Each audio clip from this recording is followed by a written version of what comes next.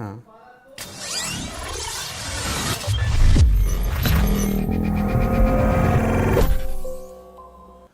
नमस्कार, स्वागत है आप सभी का एनएफ न्यूज पर। मैं हूं आपके साथ रोहित।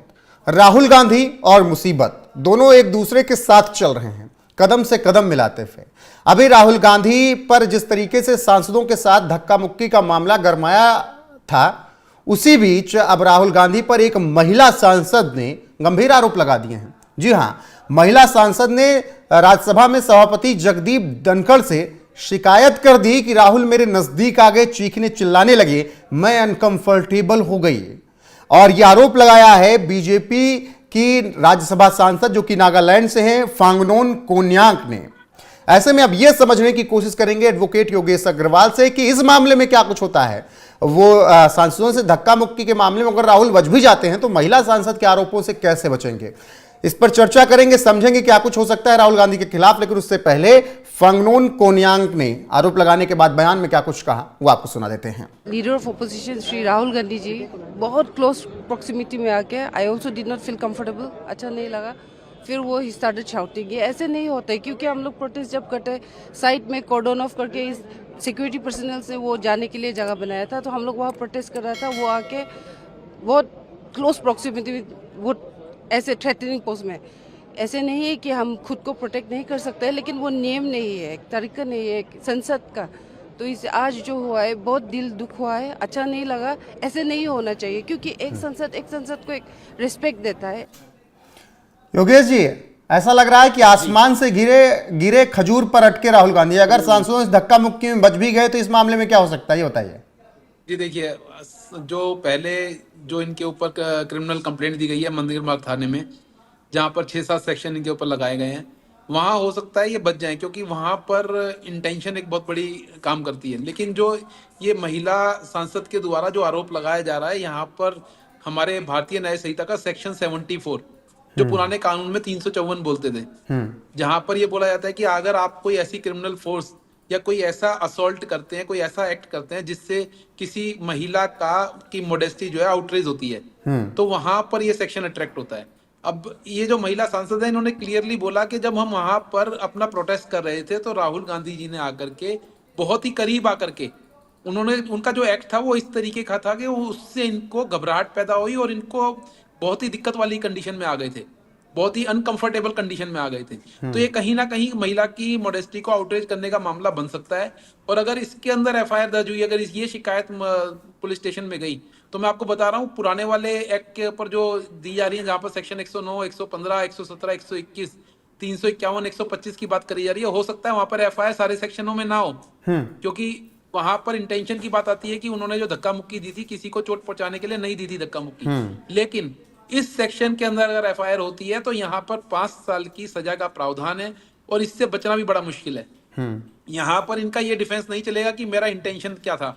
यहाँ पर तो सीधी बात है कि आपने कोई ऐसा कर दिया है जिससे महिला की जो वुमेन है उसकी मोडेस्टी आउटरेज हुई है, तो फिर तो समस्या बहुत ज्यादा होने वाली है।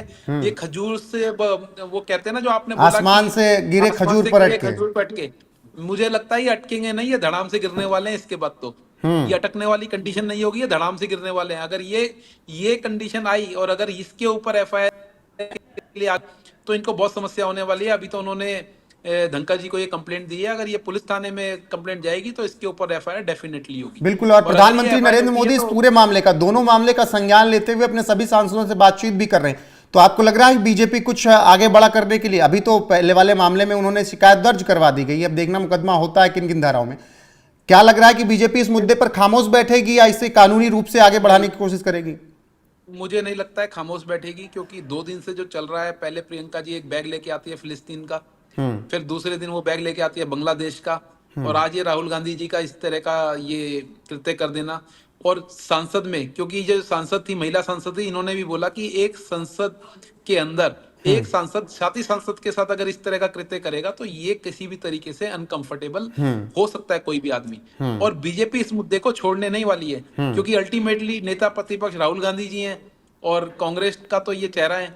अच्छा, एक चीज और है, देखिए रोहित जी, इनकी ड्रेस देखिए आप, ये हमारे देश के नेता प्रतिपक्ष हैं, और मैं वैसे इस पे कमेंट नहीं करना चाहता था, लेकिन ये किस तरीके के यूथ के कपड़े पहन के आते हैं और यूथ को रिप्रेजेंट करने की बात करते हैं।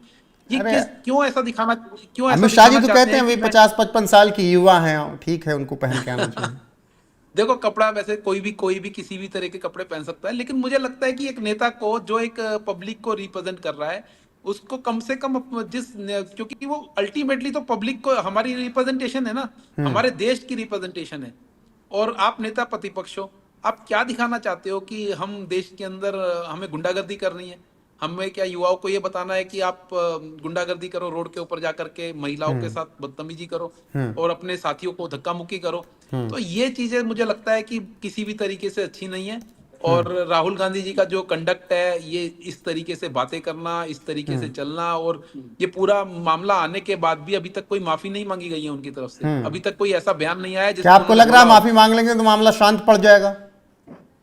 देखिए, मामला तो मुझे लगता है माफी तो नहीं मांगेंगे, क्योंकि ये तो पॉलिटिकल हार हो जाएगी अगर इन्होंने माफी मांग ली तो। अगर माफी मांगेंगे मांग ली तो कोर्ट बीजेपी में, अगर मामला आगे पहुंचता है तो मांगेंगे तो कोर्ट में, ऐसा लग रहा है।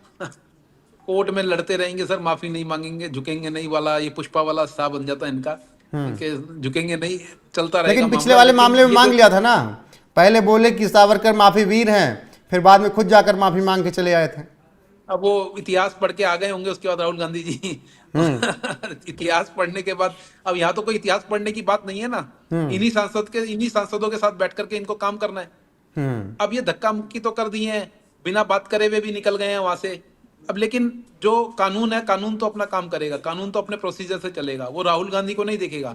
चलिए उन्होंने आखिरी कानून सवाल नहीं देखा कि योगेश राहुल जी, गांधी के- आम्बेडकर जी की जो एक मुद्दा बनाकर लड़ाई लड़ रही थी कांग्रेस, बीजेपी को घेरने का प्रयास कर रही थी, इस्तीफा गृह मंत्री का मांग रही थी, अब सब कुछ उल्टा पड़ गया है दांव, कांग्रेस खुद फंस गई। बिल्कुल उल्टा पड़ गया, बिल्कुल उल्टा पड़ गया है। ये देखिए, बिल्कुल मैंने बोला ये धड़ाम से गिरे हैं इस मामले के अंदर। अभी इनसे ये समझ में नहीं आ रहा इसको किस तरीके से रखेंगे। देखिए अभी इसको किस तरीके से आगे बढ़ाते हैं, कौन माफी मांगेगा, कौन आकर के इसके बारे में बात करेगा। क्योंकि अब तो कांग्रेस के अंदर खुद ही ऐसा चल रहा है, कांग्रेस के जो बाकी नेता है वही है राहुल गांधी जी को अपना नेता मानने के लिए तैयार नहीं है। जो इनके अलायंस हैं, जो इंडी पार्टी का गठबंधन हुआ है, ममता बनर्जी ने भी बोल दिया कि राहुल गांधी हमारे नेता नहीं होंगे आगे। तो आने वाले समय में राहुल गांधी के लिए बड़ी समस्या क्रिएट होने वाली है। इस तरह की कंप्लेंट और इस तरह का कंडक्ट नहीं चलने वाला है। राहुल गांधी जी को जो यूथ का फेस बना करके कांग्रेस आगे लाई थी, मुझे लगता है यूथ भी आने वाले टाइम में इनको एक्सेप्ट नहीं करेगा। यूथ भी कभी वायलेंस को एक्सेप्ट नहीं करेगा। ठीक है योगेश जी, आपने बहुत अच्छा से समझाया कि अगर धक्का मुक्की मामले में अगर राहुल गांधी बच भी गए तो राज्यसभा सांसद फांगनोन कोन्याक ने जो आरोप लगाए हैं अभी सभापति तक, अगर वो मामला थाने तक पहुंच गया तब फिर राहुल गांधी का बचना नामुमकिन होगा। और वही बात हो जाएगी कि आसमान से गिरे खजूर पर आट के, आपने कहा कि वो पूरा धड़ाम हो जाएंगे। ऐसे में सोचना होगा कांग्रेस को किस तरीके से आगे उनको चलना है। लेकिन अभी महिला सांसद जिन्होंने कहा कि वो राहुल गांधी इस धक्का मुक्की के दौरान मेरे नज़दीक आए, चीखने लगे, और उनकी जो चीख चिल्लाहट थी काफ़ी करीब से आकर उन्होंने चीखा, और मैं इसे देखकर सुनकर अनकंफर्टेबल हो गई। मैंने सभापति से पूरी शिकायत कर दी है। अगर ये मामला थाने पहुंचा तो फिर कांग्रेस की मुसीबतें, राहुल गांधी की मुसीबतें और बढ़ेंगी, योगेश अग्रवाल एडवोकेट ने समझा दिया। बहुत बहुत धन्यवाद योगेश जी चर्चा में जुड़ने के लिए और विस्तार से चीज़ों को समझाने के लिए। दर्शकों की बारी है, कमेंट करके अपनी राय जरूर बताएं और बने रहें हमारे साथ। नमस्कार। Leader of opposition Shri Rahul Gandhi ji बहुत क्लोज प्रॉक्सिमिटी में आके I also did not feel comfortable, अच्छा नहीं लगा। फिर वो ही स्टार्टेड शाउटिंग। ये ऐसे नहीं होता है, क्योंकि हम लोग प्रोटेस्ट जब करते साइड में कॉर्डन ऑफ करके इस सिक्योरिटी पर्सनल से वो जाने के लिए जगह बनाया था, तो हम लोग वहाँ प्रोटेस्ट कर रहा था, वो आके बहुत क्लोज प्रॉक्सिमिटी में वो ऐसे थ्रेटनिंग पोज में। ऐसे नहीं है कि हम खुद को प्रोटेक्ट नहीं कर सकते, लेकिन वो नियम नहीं है, एक तरीका नहीं है संसद का। तो इस आज जो हुआ है बहुत दिल दुख हुआ है, अच्छा नहीं लगा। ऐसे नहीं होना चाहिए, क्योंकि एक संसद को एक रिस्पेक्ट देता है।